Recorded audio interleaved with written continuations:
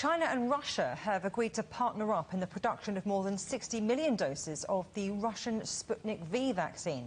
According to the Russian Direct Investment Fund, production is scheduled to begin in May. Joining us now from Moscow is the head of the Russian Direct Investment Fund, Kirill Dmitriev. Thanks ever so much for coming on the programme. Now, you've been marketing Sputnik V around the world.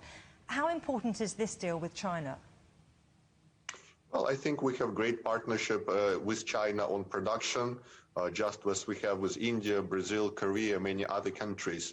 And I think it's very important that countries come together to produce the vaccines. We all know there is a shortage of vaccines in the world. The shortage will continue throughout the year. And it's very important that countries come together and match production capacity with vaccines that are needed to be produced. So I think it's a great partnership with China, and I think it's an example how countries can cooperate really for the benefit of people of the world. You mentioned vaccine shortage there, but about 50 countries globally are waiting for their Sputnik V vaccines. So what's the commitment and what's the timetable for rollout? So actually already 57 countries registered Sputnik V, and we basically started delivery to many of the countries already. We have a significant demand, of course, for the vaccine, and the focus is on the vaccination of Russian people right now. But we believe we have capacity to produce vaccine for 700 million people this year.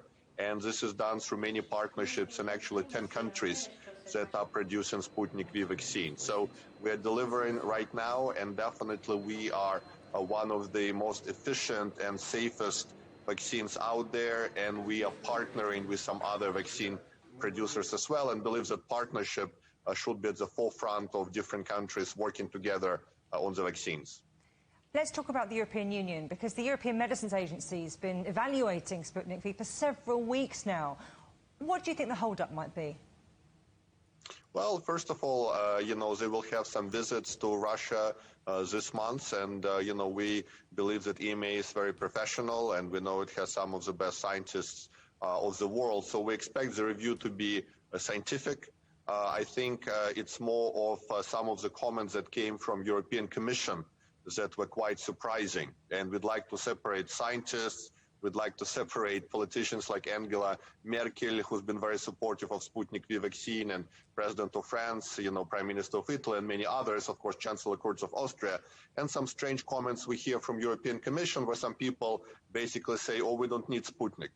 And to us, it's a very surprising comment from some people who are actually responsible for procurement of vaccines. We actually see that procurement of vaccines in Europe has not been very successful up to date, and definitely Europe should consider Russian vaccine, Chinese vaccines, other vaccines, and the only criteria should be not politics but science and data.